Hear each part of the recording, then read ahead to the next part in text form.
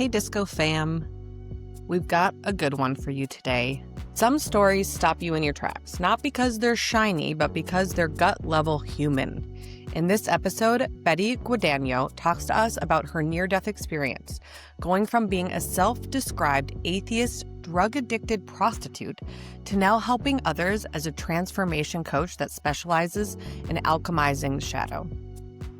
After her life-altering NDE in 2019, Betty emerged with a new purpose: to help others remember who they truly are. In the aftermath of piecing together her NDE, she found herself drawn to the teachings of A Course in Miracles, which, for those not familiar, is a textbook of spiritual teachings that allege to be channeled from Jesus himself. Today, we're seeing an interesting trend. Bible sales are up, but church attendance is at the lowest it's ever been. What's going on here? How has Christianity perhaps been misinterpreted over the decades? With Betty's help, she introduces us to a different version of Jesus than the one we might all be used to from the Bible. He's actually a pretty cool guy if we take the human muck out of the narrative. We unpack what Christ consciousness really means, why it's different from institutional Christian religion, and how forgiveness is ultimately what we're all here to do. Let's get into it. Disco, the podcast. Disco, the podcast.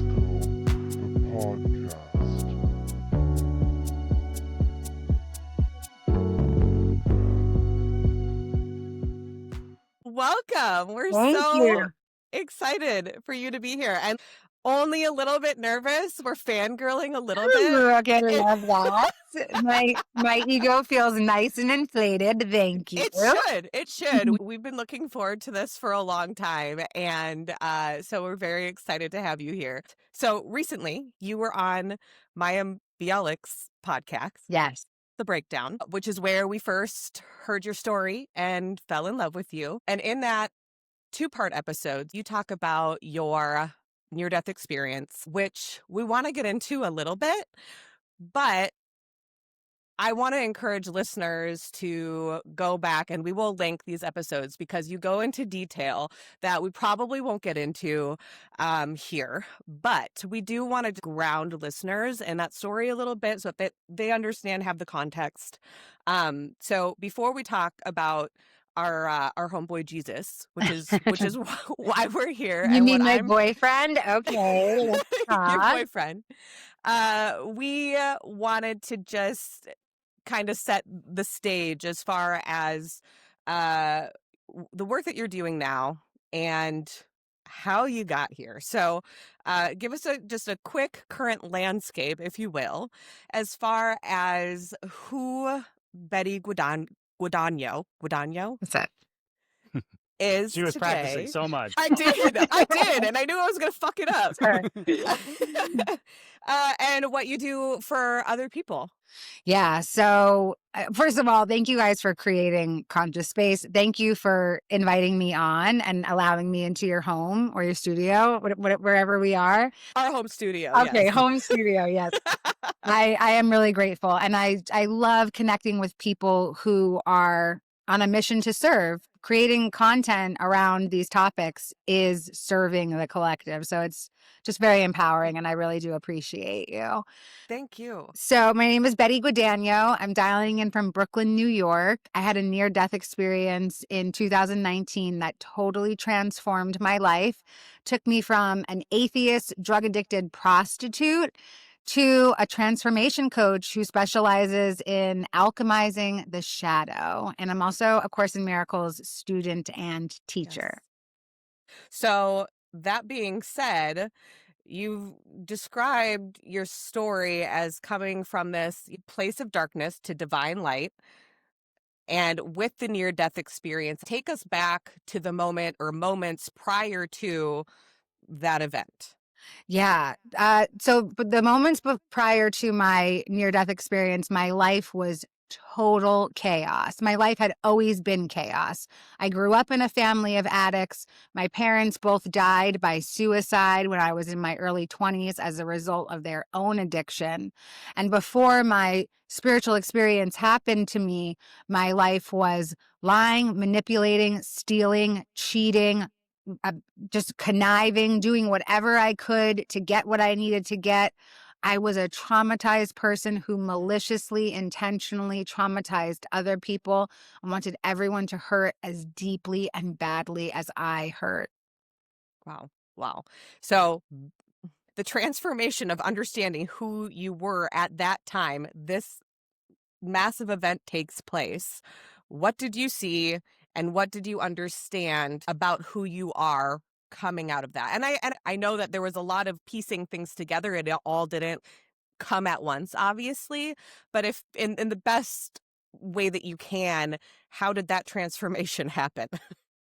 I love this question. I don't think I've ever had it phrased to me the way that you just phrased it. So the biggest takeaways from the experience, and again, yes, this took years of integration and piecing Right. lots of little puzzle pieces together and trying to glue things together that didn't fit and having to take them apart and find the right pieces. The biggest takeaways are we live inside of a dream. This can be a nightmare, or it can be a happy dream. A Course in Miracles confirms that for us, but it was definitely something that came to me in my experience as well. I don't have to be attached to the character that I'm playing. This is a costume that I'm wearing, this little human avatar that I'm so fond of. I don't have to be attached to the personality that is this body, that is this person. The other thing that came through is that there's no such thing as condemnation. When I entered the space of eternity, I can't even explain to you what kind of a terrible person I was. I'm not over exaggerating. I was a literal monster. I really was. I was a horrible person. I did horrible things to other people. That's so hard to believe. I know. Like, People say that. I'm like, are you sure? Because like, it's true though. I really was. I was a really terrible person. Not I don't even think that it was consciously. It was just I had so many wounds that I was just constantly trying to protect myself. And so I made a persona of just a cold, ruthless, domineering, abusive individual. And it didn't matter. It didn't matter that I was all of those things. I made it to heaven. I made it to heaven, like the worst kind of person. So if I made it, everybody's making it. And I could have come back from my experience and continued to live my life in a malicious, tormenting way. But this feels better the way that I'm living today. It feels more aligned to live a life led by service, to live a life led by spirit. And then the other thing that I took away is that you are worthy of all the love in the universe. Each and every one of us is worthy of all the love in the universe. And that change is inevitable. We are caterpillars before we come into awareness. And then we come into spiritual awareness and we become these beautiful butterflies. I didn't even know that I was some dirty little bug crawling around on the ground. But now I see the transformation. I see the difference. And if that's available to me, it's literally available to everyone. Like I'm not more special than anybody else. We're all infinitely special and we all have access to awakening. It doesn't have to come at you like a freight train like mine did. You don't have to die to transform. You can just make a choice. You can just choose. You can choose again. Yeah, I love there's no such thing as condemnation. I'm wondering if that's been a tough message to sell on the other side, because you think culture right now, it's like we're condemning so damn much. And it's almost hard to hear that, wait a second, we're all the universe experiencing itself, or we're all, beyond condemnation. And there's actually no such thing as right or wrong. It's all just experience. And it takes a very, aware, in-depth person to like transcend our reality where condemnation is everything. So I bet you've had a little bit of a challenge selling that message. Well, my job is not to sell anything to anybody. Sure. You want to live your life in a state of judgment and duality, by all means, go ahead. And I'm not perfect. Like I still judge things as well, like, and separate myself from my creator all the time because like I think that it's fun or whatever my ego tells me that it is. But it is definitely a hard concept to wrap your head around because then where's your moral compass? So like I think of the world at like a video game and some people are playing Grand Theft Auto. I was for the whole first part of my life, I was playing Grand Theft Auto, and that game is crazy. They murder people, they steal cars, they set things on fire, they steal, they do all of these things that in society we would condemn. And the thing is about living your life that way, it feels like you're in hell already. It doesn't feel good to behave that way. There is something deep inside of you that knows that this is innately wrong. It doesn't feel great. I mean, it feels good to get away with stuff because like you feel like you got one over. But at the end of the day, because I've experienced both sides of it, I know the contrast. I know how it feels to do things righteously, to do things that are spiritually aligned. And I know how it feels to do things that are not. And I know that I was living in hell before. I'm not scared of a hell after because living like that is hell in the present moment. Yeah, yeah, for sure, for sure. And I think for listeners, I know that we referred them to, there's 2 hours of you talking about your experience with Mayam, but just, for people that are listening to us, take us inside a little bit. At a high level, what did you experience when you, were doing your laundry and then OD'd and, had this experience? Yes. So I'll take you through the Cliff Notes version, and we can expand on anything that you want. Basically, what happened is I overdosed after doing a large quantity of drugs, all different kinds of substances.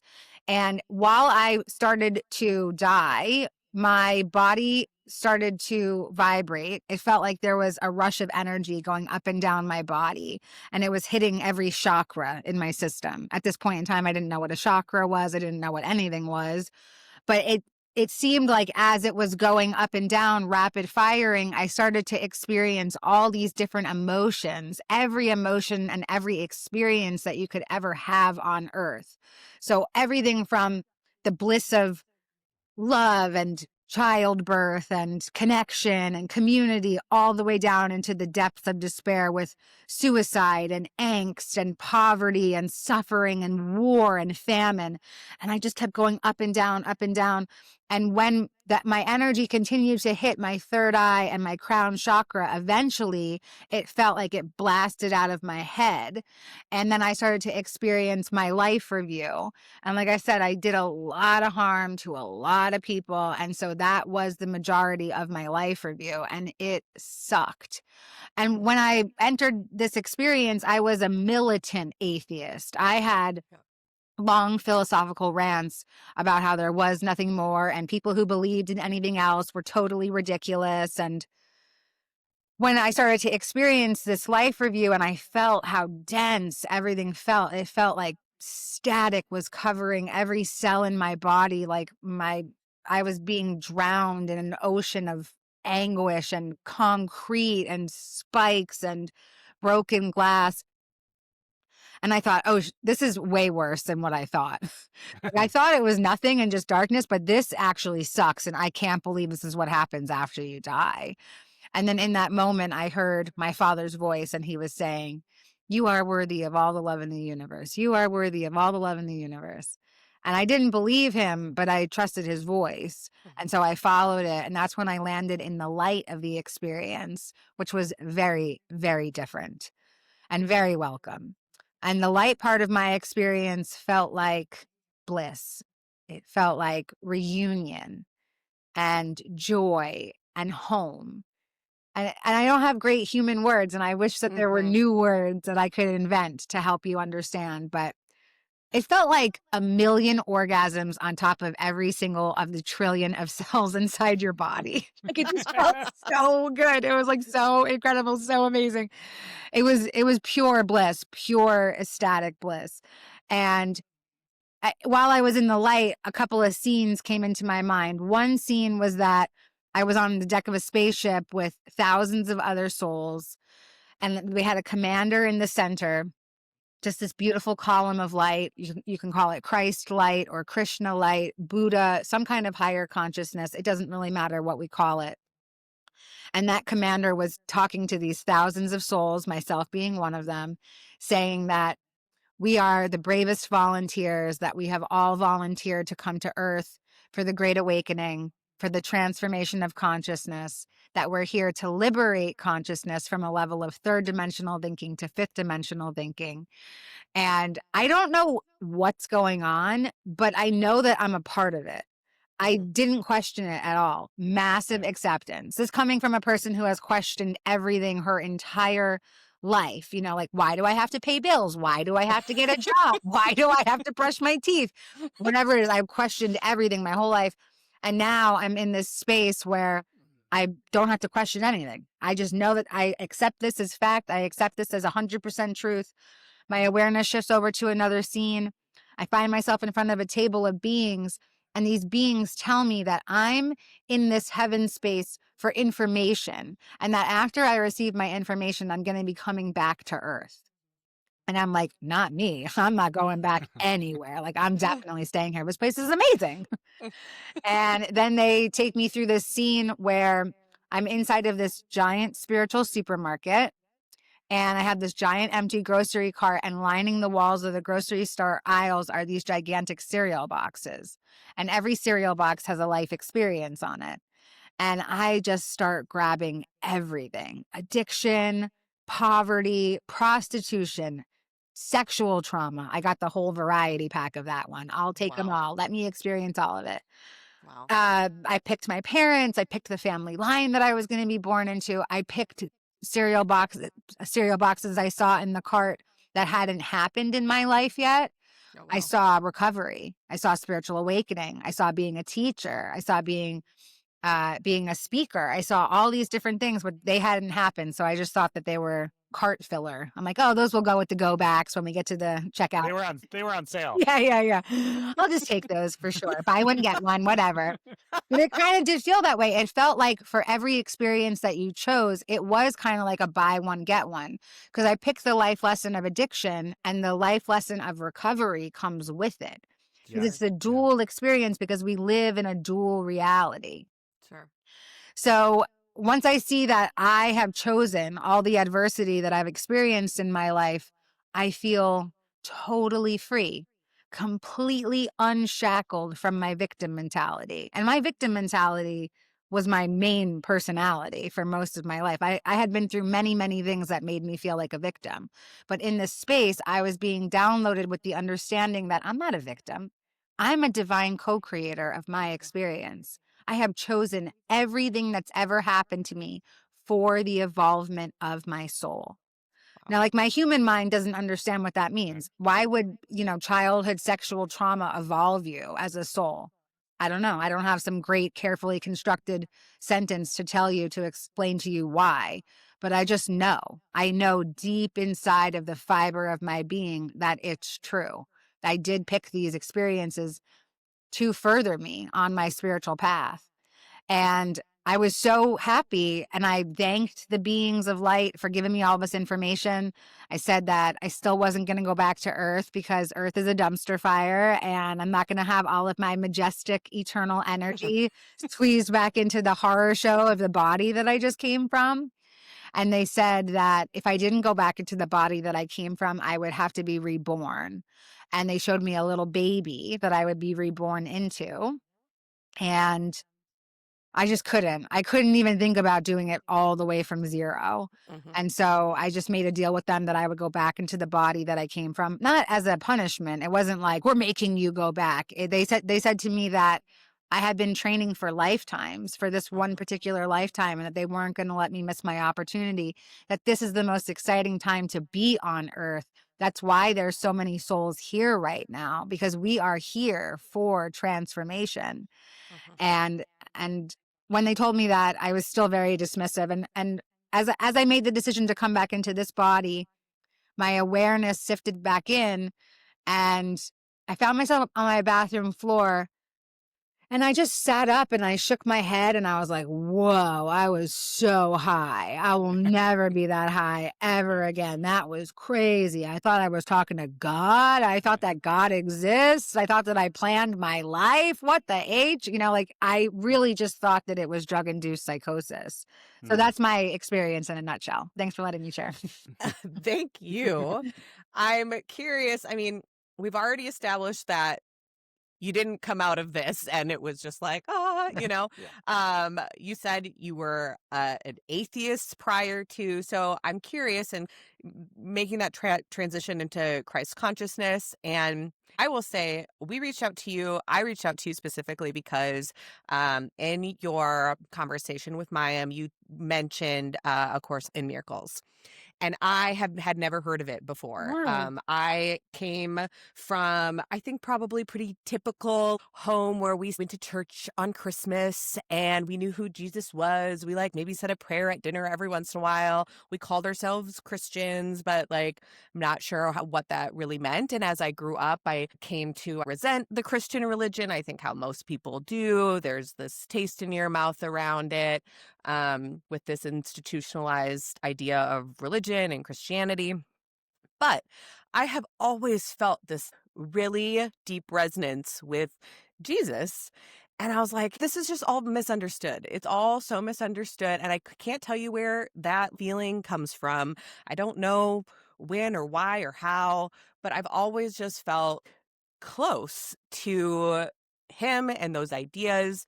And in meditations, actually, within the last month or two, he's just been popping up. And I'm like, this is something. And then I remembered in the podcast where you had mentioned A Course in Miracles. So I bought the book. Yeah, you do whatever you do when you're in the midst of a spiritual awakening. You go to Amazon.com and you buy A Course in Miracles. So I'm going to be honest and say that I haven't gotten very far. It's some thick text.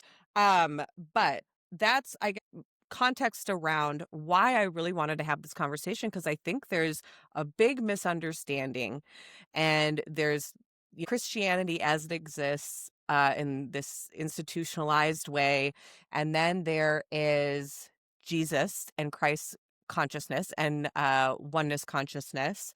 And so going back now, I know that there were lots of pieces to how this all came together for you after your near-death experience. I'm curious where you found A Course in Miracles and how did that piece start to make sense for you and resonate for you? So take us there.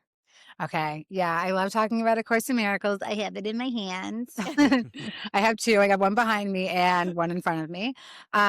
A Course in Miracles totally changed my life. I was really desperate for answers. I still didn't know what happened to me for months, after years, actually, for at least a whole year after my experience. I still had no idea what happened to me. I'd never heard of a near-death experience. I'd never heard of a spiritually transformative experience. I'd never heard of a spiritual awakening. None of this was in my scope. I integrated my whole experience in a long-term rehab. So I didn't have access to a cell phone or the internet for a year and a half. I stayed inpatient. So I had to just learn things out of books. It was like way old school. And I only had access to the library once a week. And there was this very small section on religion and spirituality. And I knew that this was what I was supposed to be learning about. And I had never used my brain before. Like, my brain capacity before my experience was very small. It was just this long laundry list of drugs that I used and how much money it cost to be with me. I didn't have space in my head for anything else because I didn't need space in my head for anything else. Like, that is really how insane my life was. I was truly in the tornado of addiction, didn't even need to think. Sure. And one day I went to the library and there was a book and it was kind of hanging off the shelf a little bit. It looked like it was sparkling. And all I could see on the spine was the word miracles. And I got closer to the book and it said, A Course in Miracles Made Easy by Alan Cohen. And I had already read some of Gabrielle Bernstein's books, and she mentions A Course in Miracles a lot in her books, and it was really resonating with me, the things that she was teaching. So then I found this book, I devoured it, I ate it up.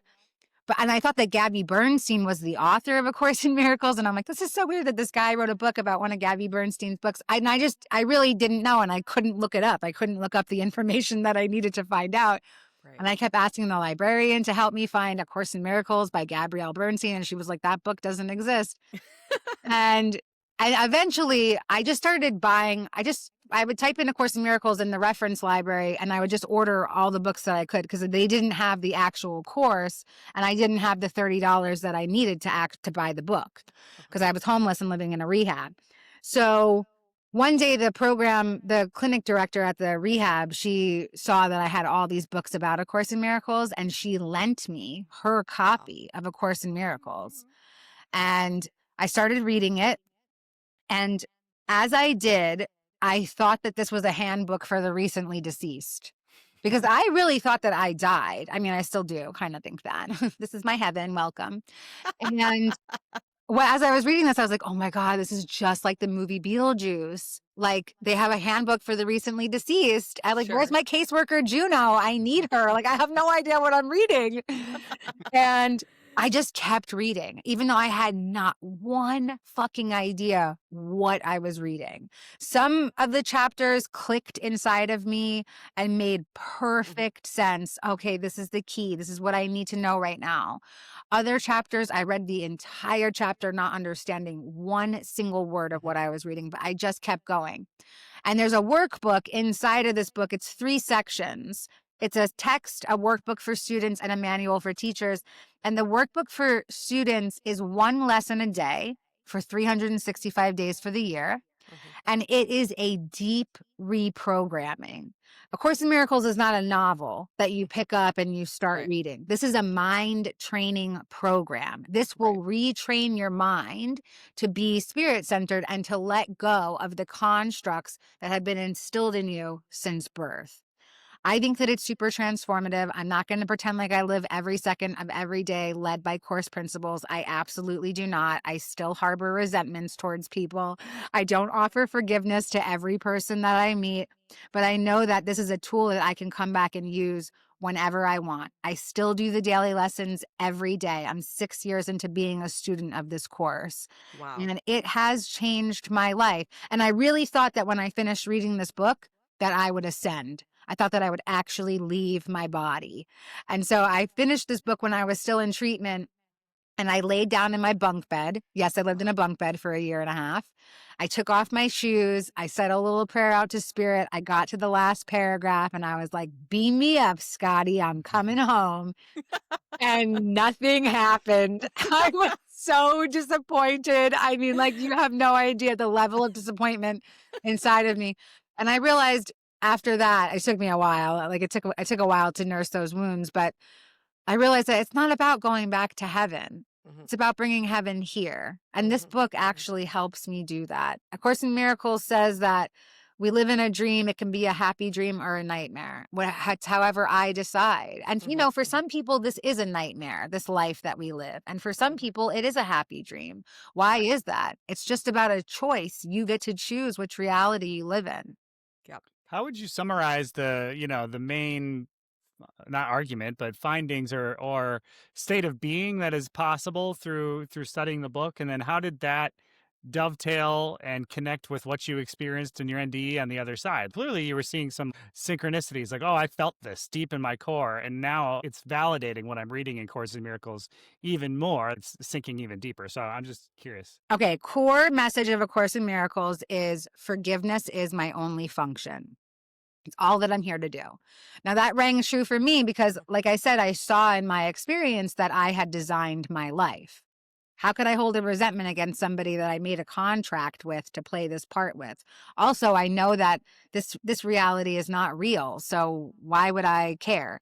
It says in A Course in Miracles that forgiveness is the realization that nothing has ever happened. And of course, how could anything ever really happen inside of an illusion? Another one of the core principles in A Course in Miracles is that miracles are my birthright. And A Course in Miracles describes a miracle as a shift in perception. Well, I know that I'm a goddamn miracle. So this book is telling me that I'm entitled to them. I'm like, yeah, you bet your ass I am. Yep, that's me. I'm a walking miracle now. Another one of the things that I read in A Course in Miracles that just totally locked it in for me was there's a part in the Course that talks about the last judgment. And basically what it says about the last judgment, it says that everyone, when they leave their body, will be faced with the last judgment. And it says that the last judgment is that of grace and benevolence. There is no other kind of judgment. There's no such thing as condemnation. So when I read that, I was like, yes, this is my experience. Because I still couldn't figure out. Every other spiritual text that I was reading was telling me that I should have been condemned to something else. But this book was telling me the opposite. And so for me, that rang true because that's what happened.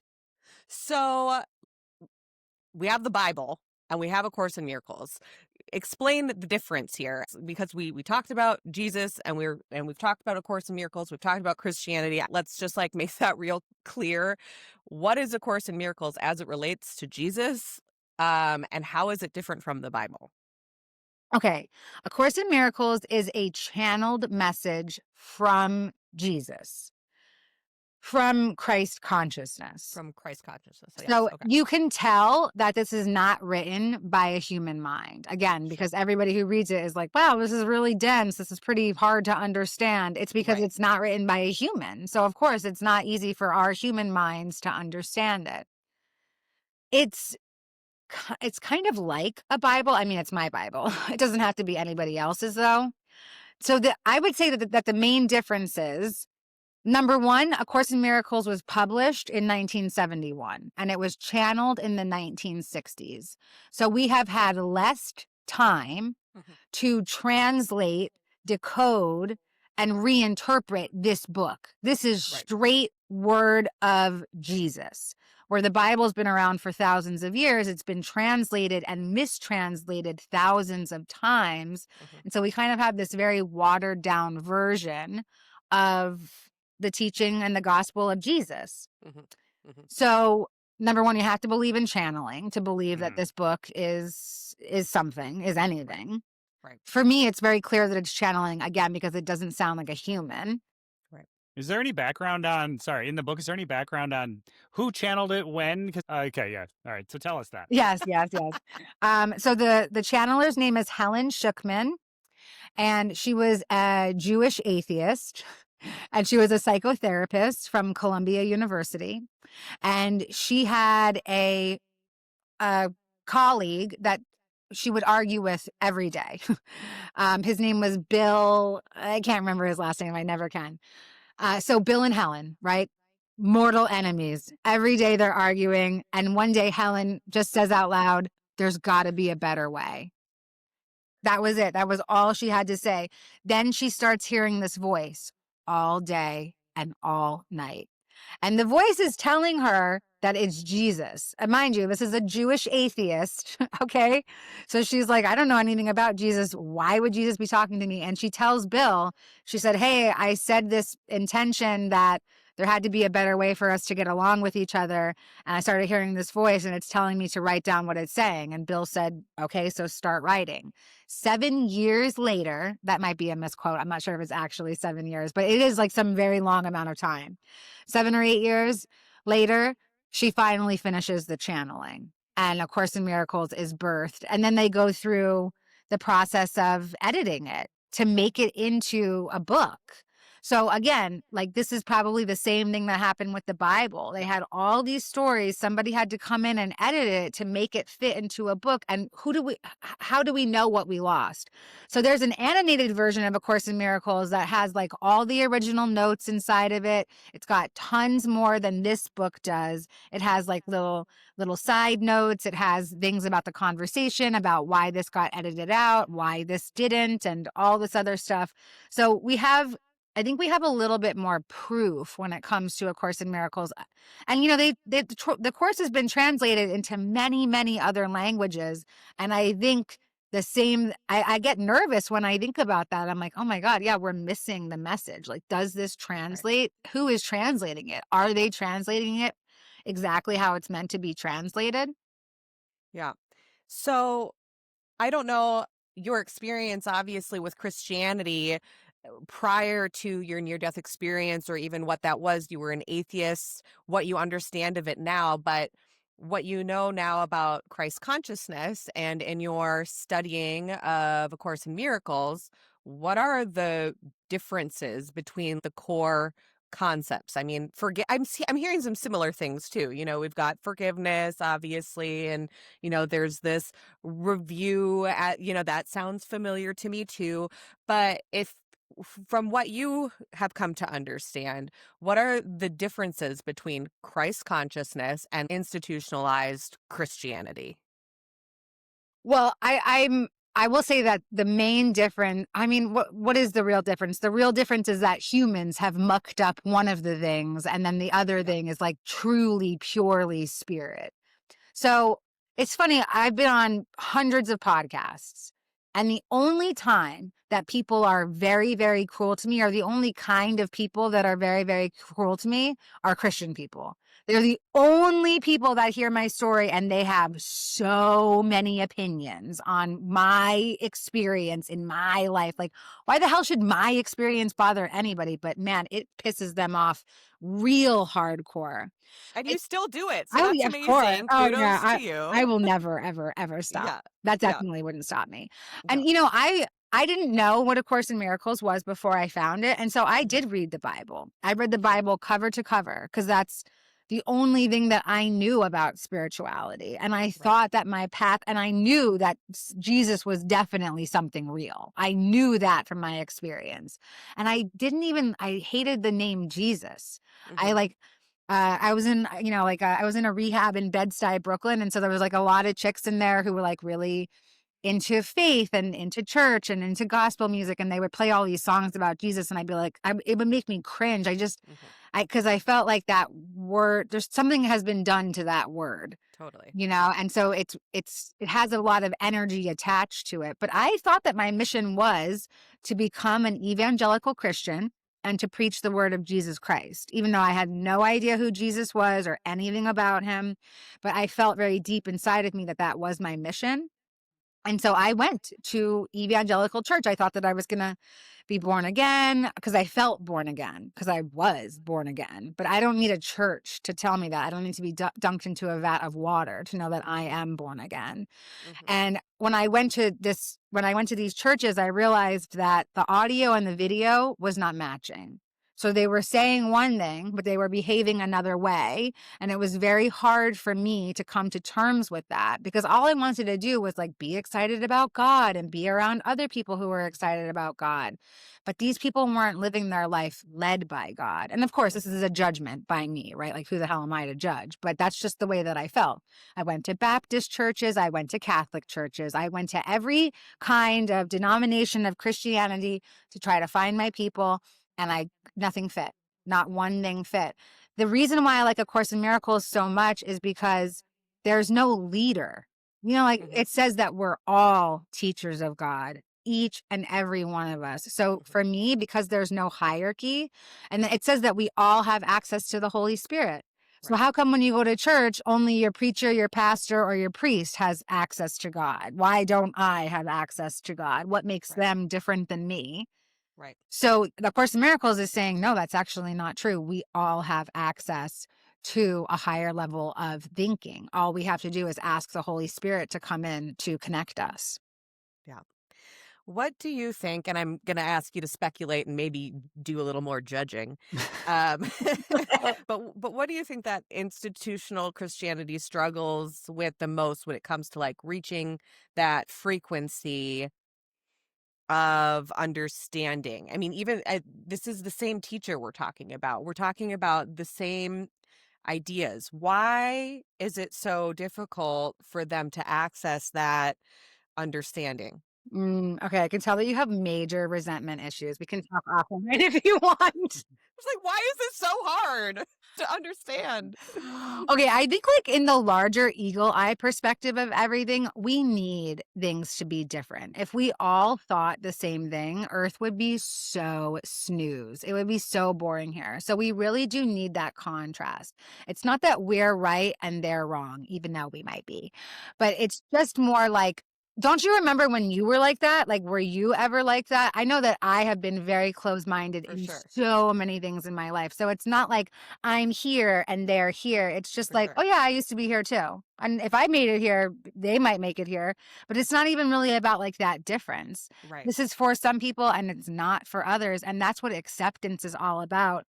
And I think that it wasn't that Jesus, even in the story of the New Testament, it wasn't that he was trying to go out and convert everybody. He was just like standing in his truth. And he was like, this is who I am. And like, some people dig it and some people don't. And that was the way that this story went, because that was the way that the story needed to go. I think what's happened over time, when I think about the institutions and dogmatic religion, is that people are so easily persuaded to listen to somebody else's opinion.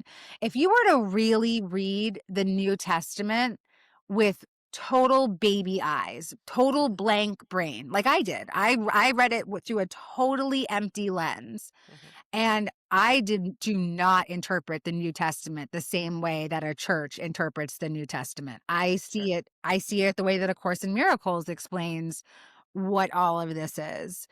And I mean, even the parables that Jesus talks about, I feel that he's talking about the dream. He's talking about the illusion. He's trying to make us understand. And I think the main thing, I read this book called Paradoxology, and I wish I could remember the author's name. I can't. But I read it right after I came into awareness. It was one of the first books I grabbed off that bookshelf in the library. And it was talking about the paradoxes of the Bible. And it was actually a really cool book, and it opened up my mind a lot. And it was talking about the Jesus paradox. And basically what this author said is that we all think that we're prisoners of war. I mean, we might not even know anymore that we're prisoners of war, because the thing is, like, we're comfortable here, right? Like, we have our little homes, we have our little families, and we have our little things. And so it just makes us feel comfortable inside of this cage that we're in. Yeah. The thing about salvation and the thing about the story of Jesus is that Jesus opened up the gates to all the prisons. Like, so we're no longer prisoners of war, but we still stay inside the cage because, like, we don't even know that we're allowed to step out. But that was literally Jesus's whole purpose here, was to help us understand that you can do anything. You can be anything. You can be reborn. You can be resurrected. I mean, nothing. You can be healed. All of those things are actual facts. All you have to do is just step out of the cage so that you can experience it. Yeah. So I know that you host a study group for people. I mean, anybody can go to this, right? I follow you on Instagram and I see you post, and one of these days we're gonna have a baby in like 2 weeks. Yay! So we've been preoccupied. But one of these days I'm like really gonna commit, and maybe you'll see me at one of your study groups. But I'm curious as to the experience that people have. Like, what are you seeing from people when they come into your study groups? And I mean, are you seeing transformation? Obviously, these things take time, but I'm curious what you've witnessed as you've been guiding others through the study of A Course in Miracles. Well, I will say this, the study group that I'm a part of, or that my community hosts, Yeah. there's no teacher inside of it. So, like, Okay. I'm not in there teaching about A Course in Miracles. I'm just another participant like everybody else, Okay. because A Cool. Course in Miracles says that we're all teachers of God. And so because of that, we have made it a group guideline that there's no leader, because Yeah. we all have things to teach each other. The one thing that I notice from people who start to get into A Course in Miracles, and yes, all are welcome if you want to come to the study group. Maybe we'll have information in the liner notes of the episode. But Yes. the thing that I've noticed is that people are very scared to ask questions. Like, there's no way that people are reading this book and like just getting it. Like, I do not believe it, not for 1 second of the day. And so what I find is that as we read together, because we read the book together, we read 2 paragraphs, and then we sit, we digest, and then we talk about what we think it means. Cool. Or if people have questions or whatever, we talk about the questions, and maybe some people who are a little bit further along in the course have answers, or what they think the answers are. And people are scared to ask questions. They're scared to act like they don't know what it means. But it really is very challenging to understand this book.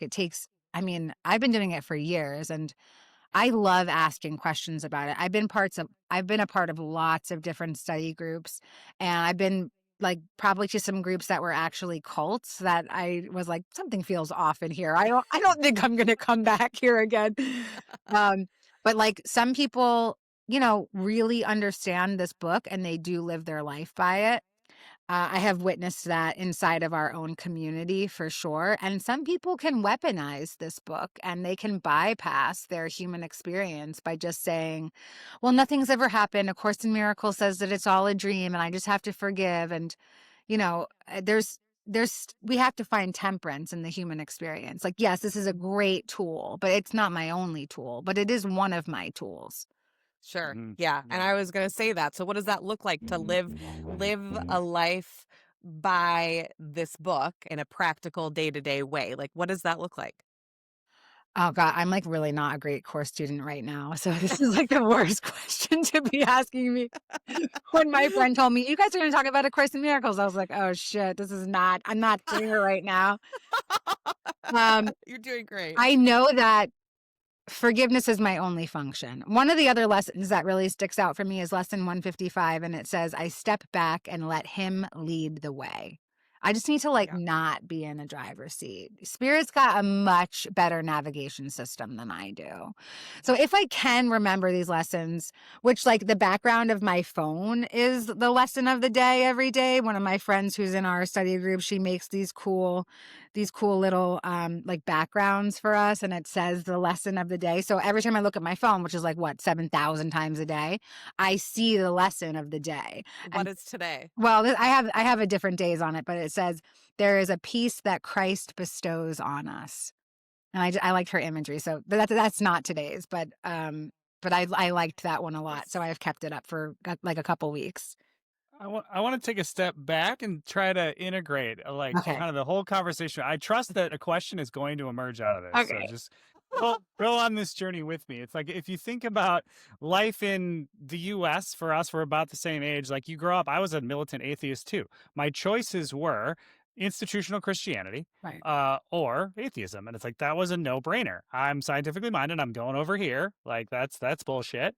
And we didn't have this emerging lane, which is opening up in culture in a huge way right now. You started the podcast talking about, well, I'm a co-creator of my reality. My NDE showed me that. And I just need to get out on my own, to stop thinking with my head, tune into my body, use spirit to guide me, which was you just described the language in the Course of Miracles as let him lead the way, which is sometimes so I just how. That's one I think that triggers, You said that too, and immediately I was like, him, it's just so connected to So, but it's sounding and where this was going, it's really sounding like the emerging new spiritual understanding that we're coming at from a lot of different directions that is expressed as Christ's consciousness. Is that fair? Yes, absolutely. So the thing about A Course in Miracles was written in the 1960s, okay? Gendered language, very regular, and this is how Jesus wanted it to be written. I will have to ask Jesus himself why it also just says brothers of God. It doesn't say brothers and sisters. It doesn't say, sons and daughters. It just says it's all gendered. It's all male gendered language. And if you're going to let something as small as that stop you from something that could literally transform your life, then you have other things. There's other things that need to be worked on. Yeah. And it's okay. You can work on them through this. Like I said, I used to hear the word Jesus. I used to see, my skin would crawl. I hated it. I hated it so much. But now I realize it's just a word. It's just a couple of syllables together. It's the intention behind the word. What does that mean? When I talk about God, I never use gendered language because that's not what I experience. I experienced a tube of light. So no gender there, right? Maybe that's phallic. I don't know.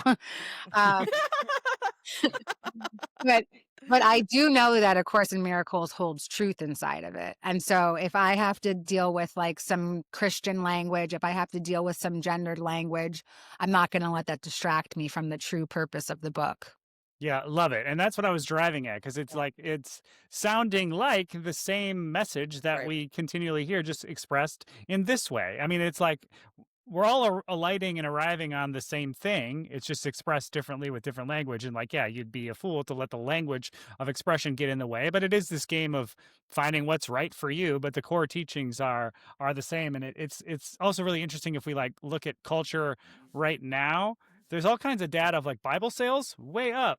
But institutional religious participation down. And there's this people are adopting the message and the aesthetics even of Christianity, but not so much the religious part. So it's just it's interesting that this cultural moment is almost ripe for this book.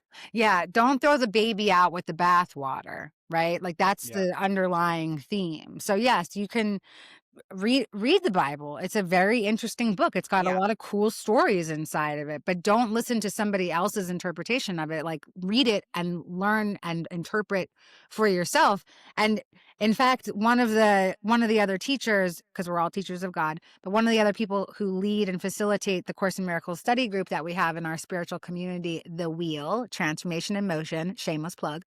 wearethewheel.com.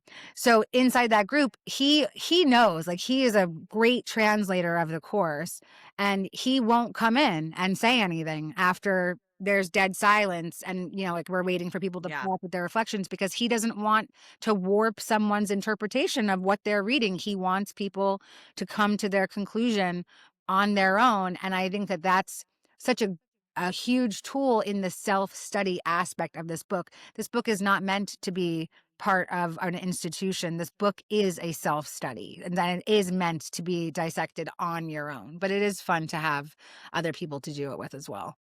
Yeah.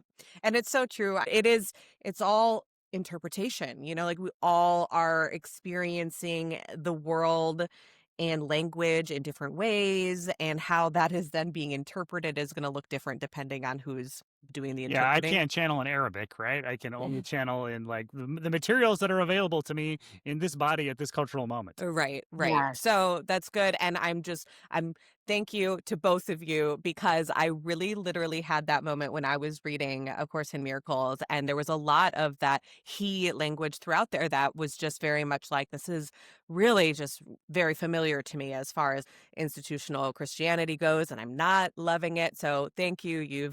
I feel I don't want to be one of those people that's like letting that stop me from exploring further. You are literally not alone. Like, I've Yeah. hosted workshops on A Course in Miracles before, and this is literally every single person's main complaint. I will not study this book Yeah. because it has gendered language, which is, to me, if you heard my story, if you've seen my before and after pictures, and I told you that A Course in Miracles was a huge part of that transformation, and then you still say, but it says he, I'd be Right. like, okay, chick, like, go ahead, Right. live your best life. Like, I cannot help you, because truly, baby with the bathwater. That's Right. the imagery that comes to my head.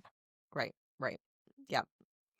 As a can I go? You Oh, can. no, we're running. We only have you a little bit longer. I'm gonna ask like the hard question. Like, as the a co-creator of reality, what's a person to do? Like, I think your message was really profound. Your NDE, the pre-life planning, the grocery store, and even if you don't go that far, even if you just are into manifestation or Yeah. something, you are an agent actually that has power to shape your reality through intention, mindset, etc. How does somebody do that? What wisdom, what advice would you give somebody based upon everything that you've experienced? Yes, your thoughts really, truly do shape your reality. So I realize in hindsight, of course, because I always hindsight 2020, that I was always manifesting my reality. I would wake up every day and I would say, I'm poor, I'm hungry, I'm dirty, I'm a prostitute, I'm a drug addict, I hate my life, I want to kill myself. And so every day that was my reality. And then I come into spiritual awareness and I start giving myself some time and space to change my thoughts. Didn't happen in one felt swoop. Okay, it took time, repetition, consistency, structure, discipline. But I started affirming new things like, I'm abundant, I'm connected to spirit, I'm a member of spiritual community. My soul tribe and me are BFFs. I love my life. Everything is always working out for my highest good and the highest good for all. And eventually that started to click, and that started to be my new reality. But I couldn't just go off and affirm new things, right? Like, every day I'd be like, I'm a millionaire. Food doesn't affect my body. I lose weight from eating muffins. That was like a literal affirmation that I used for 5 months. I fucking ate nothing but muffins for 5 months. And I was like, I'm going to be so thin because I'm just speaking into these muffins that, like, they don't have any effect on my body. And I gained 50 pounds. It was so terrible. But that's like discernment. It's discernment in this whole spiritual Yeah. awakening process, right? But so the law of attraction, you have to heal the underlying wounds. So I couldn't just come up and say, I'm a millionaire, because I don't know what it feels like to be a millionaire. And the universe works off of feeling. The whole world is a giant echo chamber. So if I yell out, I'm depressed, the universe just says, that bitch is depressed, right? It just echoes it right back to me. It's not going to, like, offer me a miracle. It's not going to be like, oh, she's really having a hard time. Let's give her a break. That's not the way that it works. It works off of feeling. Now, the thing about pre-birth planning is that there's some things that are already predetermined in your life. Those things are going to come to you no matter what. But you use your free will and the power of the law of attraction to decide when they come in. If you have a vision inside your heart, it's because it's part of your plan. So you just have to get out of your own way long enough to allow it to come in. So let's say that you want to manifest a partner in your life and, you're like, I always meet the worst guys. Universe hears you. She always meets the worst guys over and over again in a cycle, right? So the thing is, like, you have already picked your spouse. They're part of your pre-birth plan. All spouses, children, family members, all of these people are already predetermined before we come to Earth. So your future spouse is waiting to meet you, but you have to get into the feeling that they're already with you, that that that's the next plot point. That's the next chapter in your book. Turn the page, allow that feeling to take over you so that you can attract that person into your reality. Does Jesus preach manifesting? Yes, definitely. Absolutely. And Jesus teaches manifesting in the New Testament 100%, 100%. In what ways? Do you have any small example of I like the wish. things that I wish. I'm like, hold on, let me just chat let me GPT pull this. out let me pull out my Bible. Yeah. You know what? I this one verse is coming to my head. Like, I don't have a bunch of the New Testament like in my brain verbatim. Memorized. But there was this, like, I share a story sometimes that when I came into spiritual awakening, I stole a Bible from Walgreens because I really wanted to learn about God and I had no money and I was a thief. And I don't even know why there was a Bible in the Walgreens. There was like a whole display of Bibles, like in every language, a kid's Bible, a woman's Bible, a regular Bible, New Testament. Like, it was crazy. It was like so bizarre. In New York City, in a Walgreens, there was a display of Bibles. Anyway, I think they were there just for me. I grabbed one, I put it in my purse, I ran out of the Walgreens, and I opened up the Bible to a random page, and the page I opened it up to had a verse that said, the birds do not worry. The birds do not worry about their shelter, about being fed, about any part of their day. Why do you? And to me, maybe that's not directly about manifesting, but it kind of is. Like, do you actually think that God wants you to live a shitty life? Like, that's crazy. That's not what your higher self, what Jesus, what Christ consciousness, it's just not what the universe wants for you. And that really solidified it for me. But I do truly, I mean, even think about like the story of the loaves and the fishes. Like, hello, instant manifestation. I thought that I could instantly manifest like that too. I would be like, apple, apple, apple. There's an apple right there. Come on, there it is. And it never happened. But maybe it could. If I believed hard enough, maybe it could. If enough of us believed. Yes. Yeah. Yes. Amazing. Well, thank you so much, Betty. Seriously, I can't tell you how amazing it is to just have your face on our screen right now. This was wonderful. I will link to all of the things and I might follow up with you to make sure I have what I need. But we're just grateful for what you're doing and how you've given us your time and what you're doing to help other people. So thank you for all of that and beyond. And just grateful for you. Love it. Oh my gosh, you guys are so great. Thanks for having me on and making space for me. It was really fun to chat with you. Thank you so much. You have a good weekend. You too.